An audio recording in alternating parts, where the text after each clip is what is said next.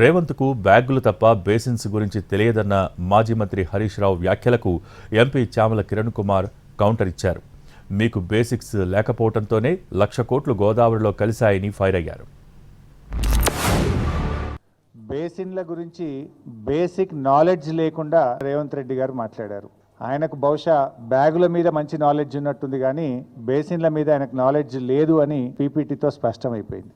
PPT పెట్టి మరీ రేవంత్ రెడ్డి గారు, ఉత్తమ్ కుమార్ రెడ్డి గారు తమ అజ్ఞానాన్ని బయటపెట్టుకున్నారు. వాళ్ళు పెట్టుకుంటే పర్వాలేదు, కానీ రాష్ట్రం పరువు పోయింది. దేవాదలు ఏ బేసిన్లో ఉందో ఆయనకు తెలియదు, బనకచెర్ల ఏ బేసిన్లో కడుతున్నారో ఆయనకు తెలియదు. అంటే నువ్వు ఏం చేస్తున్నట్టు? అసలు బనకచెర్ల ప్రాజెక్టు మీద ఆంధ్రప్రదేశ్ 6 నెలల నుంచి పనిచేస్తుంటే 6 నెలల నుంచి జీబీ లింక్ గురించి ఆంధ్రప్రదేశ్ కేంద్ర ప్రభుత్వానికి ఉత్తరాలు రాస్తూ, కేంద్ర ఆర్థిక మంత్రిని కలుస్తూ, కేంద్ర జలవనరుల మంత్రిని కలుస్తూ ఆంధ్రప్రదేశ్ ముందుకు పోతుంటే మాయకంగా ముఖ్యమంత్రి గారు అడుగుతాడు, బనకచెర్ల ఏ బేసిన్లో ఉంది అని అడుగుతాడు. అంటే నీకు ఎంత కమిట్మెంట్ ఉందో, నీకు ఎంత సిన్సియారిటీ ఉందో, 6 నెలల నుంచి నువ్వు ఎంత శ్రద్ధ పెట్టినవో తెలియకనే బయటపడ్డది. రబ్బర్ చెప్పుల హరీష్ రావు అంటే ఆయనకు చాలా బేసిక్స్, అంటే ఆయన చదువుకోవడమే ఆక్స్ఫర్డ్ యూనివర్సిటీలో చదువుకొని వచ్చినటువంటి స్థాయి ఉన్న వ్యక్తిగా ఇప్పుడున్న ముఖ్యమంత్రికి బేసిన్ల మీద బేసిక్స్ లేవని, అలా మీరు బేసిక్స్ లేవు అంటారు. బేసిక్స్ మీకు ఉంటేనే కదా ఎవరిని పట్టించుకోకుండా, అధికారులను,